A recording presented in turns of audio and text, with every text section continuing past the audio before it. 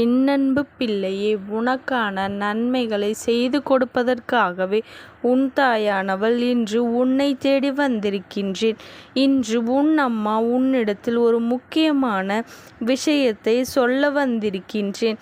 உன்னுடைய துணையை பற்றிய ஒரு ரகசியத்தை நான் சொல்வதற்காக வந்திருக்கின்றேன். என் குழந்தையே, இந்த வாழ்க்கையில் நீ அனுபவிக்கின்ற கஷ்டங்கள் எல்லாம் யார் காரணம்? துன்பங்களுக்கு இவர் ஒருவர்தான் காரணம் என்று உன் அம்மா நான் உனக்கு அடையாளம் காட்ட இப்பொழுது வந்திருக்கின்றேன். அது யார் என்பதனையும் உன்னிடத்தில் காண்பித்து கொடுக்க, உனக்கு மன நிம்மதியை கொடுத்து உன்னுடைய அடுத்தடுத்த செயல்களில் நீ கவனமாக செயல்பட வேண்டும் என்று உன்னிடத்திலே எச்சரிக்கை விடுக்க இப்பொழுது வந்திருக்கின்றேன். என் பிள்ளையே, வாழ்க்கையில் அதிகமான கஷ்டங்களை அனுபவிக்கின்றேன், துன்பங்களை அனுபவிக்கின்றேன், இதையெல்லாம் என்னால் தாங்கிக் கொள்ள முடியாமல் தவிக்கின்றேன் என்று நீ வேதனைப்பட்டு கொண்டிருக்கின்றாய் அல்லவா? என் பிள்ளையே, என்னிடத்தில் நீ அழுது கூறினாய் அல்லவா? அதற்கு காரணம் என்ன, யார் என்று நீ கேட்டால் அழுவாய், அல்லது அதற்கெல்லாம் உனக்கு பதில் இன்று உன் அம்மா நான் சொல்ல வந்திருக்கின்றேன். என் பிள்ளையே, உனக்கு பிரச்சனைகள் எப்படி வருகின்றது என்று உனக்கு தெரியாமல் போனால் இந்த அம்மா எனக்கு நன்றாக தெரியும் அல்லவா? நான் உனக்கு அது யார் என்று அடையாளம் காண்பிக்கின்றேன். அவர்களை உன் வாழ்க்கையிலிருந்து நான் ஒதுக்குவதற்கு முன்பாக நீயே ஒதுக்கி வைத்து விடுவாய் என்பதில் எந்த ஒரு மாற்று கருத்தும் இல்லை. உன் வாழ்க்கையில் இனிமேல் கஷ்டம் என்பதே இருக்காது. என் பிள்ளையே, உன் அம்மா நான் சொன்னவுடன் இப்பொழுது நீ சிந்திக்க ஆரம்பித்து விட்டாய் அல்லவா? யாராக இருக்கும்? யார் நமக்கு இத்தனை துரோகங்களை செய்து கொண்டிருக்கின்றார்கள்? நம் வாழ்க்கையில் ஏற்படுகின்ற இத்தனை கஷ்டங்களுக்கும் யார் காரணமாக இருக்கின்றார்கள் என்று என் பிள்ளையின் மனதிற்குள் எப்பொழுதும் ஒரு மிகப்பெரிய கொந்தளிப்பு இருந்து கொண்டிருக்கின்றது அல்லவா? யார் என்று தெரிந்து கொள்ள வேண்டும் என்ற ஆவலோடு நிற்கின்றாய் அல்லவா? நீ அவசரப்படாதே. உன் அம்மா நான் உனக்கு நிச்சயமாக அது யார் என்று அடையாளத்தை காட்டிவிடுகின்றேன். அவர்கள் எங்கே இருக்கின்றார்கள் என்று உனக்கு நான் அடையாளம் காட்டுகின்றேன். என் பிள்ளையே, உனக்கு அது யார் என்று நிச்சயமாக தெரிகின்ற வேளையில் நீயே மிகப்பெரிய ஆச்சரியத்தை அடையப் போகின்றாய். அவர்கள் எங்கு இருக்கின்றார் என்று தெரிந்தால் இன்னும் மேலும் மேலும் அதிகப்படியான ஆச்சரியங்களை நீ அடையத்தான் போகின்றாய். ஏனென்றால் என் குழந்தையே, அவர் உனக்கு மிகவும் பரிச்சயமானவர், எப்பொழுதும் உன்னோடு இருந்து கொண்டிருப்பவர். அவர் இல்லாமல் நீ இல்லை என்கின்ற நிலையில்தான் இப்பொழுது நீ வாழ்ந்து கொண்டிருக்கின்றாய். என் பிள்ளையே, நீ நிச்சயமாக அவர் யார் என்று தெரிந்துவிட்டால் ஒரு நிமிடம் கூட யோசிக்காமல் உன் அம்மா என்னுடைய பேச்சினை கேட்டு உன் வாழ்க்கையிலிருந்து அவர்களை சர்வ நிச்சயமாக நீ விரட்டி விடுவாய் என்ற நம்பிக்கை இந்த அம்மாவிற்கு முழுமையாக இருக்கும். என் பிள்ளையே, அதனால்தான் உன் அம்மா இன்று எப்பொழுதும் நான் நம்பிக்கையோடு உன்னிடத்திலே பேசுவதற்காக இன்று வந்திருக்கின்றேன். என் குழந்தையே, நீ நினைத்ததை எல்லாம் நான் உன் வாழ்க்கையில் நடத்தி தர வேண்டுமானால் நீ இதனை எனக்காக செய்ய வேண்டும்.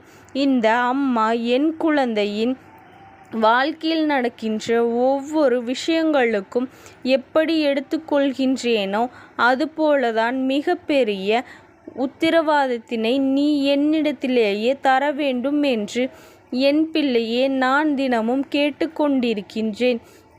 நீ இதனை செய்து முடிப்பாய் என்ற நம்பிக்கையில் என்னிடத்தில் இருக்கின்றது. அவர் யார் என்று தெரிந்து கொள்கின்ற நேரம் உனக்கு வந்துவிட்டது. அவர் வேறு யார் எங்கும் இல்லை. அவர்கள் உன்னோடு தான் இருந்து கொண்டிருக்கின்றார்கள். இன்னும் சொல்ல போனால் அவர் உனக்குள் தான் இருந்து கொண்டிருக்கின்றார். எப்பொழுதுமே உன்னுடைய வார்த்தைகளை அதிகமாக தென்பட்டு கொண்டிருக்கின்றது. அவர் வேறு யாரும் கிடையாது, உன் முன் கோபமே. இத்தனை பிரச்சனைகளுக்கும் காரணம் மிக பெரிய காரணமாக மாறுகின்றது. அதுதான் உன் அம்மா உனக்கு நான் வெளிப்படையாக உணர்த்துவதற்காக இப்பொழுது வந்திருக்கின்றேன். என் பிள்ளையே, முன்கோபத்தில் நீ பேசுகின்ற வார்த்தைகளும் உன்னை காயப்படுத்துவதோடு மட்டுமல்லாமல் உன்னை சுற்றியிருப்பவர்களையும் காயப்படுத்தி உன் மீது தேவையில்லாத ஒரு பின்பத்தை உருவாக்குகின்றது. என் பிள்ளையே, அந்த பின்பத்தை வைத்து கொண்டுதான் உனக்கு அதிகமான கஷ்டங்களும் பிரச்சனைகளும் வந்து கொண்டிருக்கின்றது என்பதை நீ மனதில் வைத்து கொள்ள வேண்டும். என் குழந்தையே, இந்த அம்மா சொல்கின்ற வார்த்தைகளை நீ கவனமாக புரிந்து கொண்டாய் அல்லவா? ஏனென்றால் இதனை நீ செய்யாவிட்டால் இனிமேல் உன் வாழ்க்கைக்கு ஆபத்து வருகின்ற நிலை கூட ஏற்படும் அல்லவா என் குழந்தையே? அதனால்தான் அதிலிருந்து நீ கவனமாக இருக்க வேண்டும். ஏதோ ஒரு அவசியம் கவனக்குறைவினால் நீ ஒரு வார்த்தையை பேசிவிட்டாயானால் அந்த வார்த்தை ஒருவரின் வாழ்க்கையை அழித்துவிடும் என்பதை நீ நினைவில் வைத்து கொள்ள வேண்டும். அதுபோல அவசரத்தில் நீ பேசுகின்ற வார்த்தைகள் கடுமையான வார்த்தைகளாக இருக்கும் பொழுது அது நிச்சயமாக உன்னை மட்டுமல்ல, உன்னை சுற்றி இருப்பவர்களிடத்திலேயே நிம்மதியை கெடுத்துவிடும் என்பதை நீ புரிந்து கொள்ள வேண்டும். அடுத்தடுத்ததாக என்ன நடக்கப் போகின்றது என்பதைத்தான் நான் உன்னிடத்திலேயே சொல்வேனே தவிர ஒரு பொழுதும் நடந்த கற்பனை கதைகளை எல்லாம் உன்னம்மா நான் உன்னிடத்தில் சொல்ல மாட்டேன். என் பிள்ளையே, இன்று சொல்கின்ற ஒவ்வொரு சத்திய வாக்கும் உன்னுடைய உயிரான அந்த உறவின் மனதில் இருக்கின்ற உண்மைகள் உன்னிடத்திலேயே வெளிப்படுத்தப் போகின்றேன். என் பிள்ளையே, அவரின் மனதில் என்ன இருக்கின்றது தெரியுமா? பிரச்சனைகள் அடிக்கடி வருகின்றது. ஒருமுறை பிரச்சனை முடியும் பொழுது மீண்டும் மறுமுறை வேறு பிரச்சனைகள் வந்து விடுகின்றது. இதுபோல மீண்டும் மீண்டும் பிரச்சனைகள் வந்துவிடக்கூடாது என்பதில் தெளிவாக இருந்தாலும் சந்தர்ப்ப சூழ்நிலைகள் மீண்டும் ஏதாவது ஒரு புதிய பிரச்சனைகளை கொண்டு வந்து விடுகின்றது. அதிலிருந்து தப்பிக்க முயற்சி செய்து எப்படியாவது சமாதானப்படுத்தி வெளியில் வந்தால் அடுத்த பிரச்சனை வந்துவிடுகின்றது.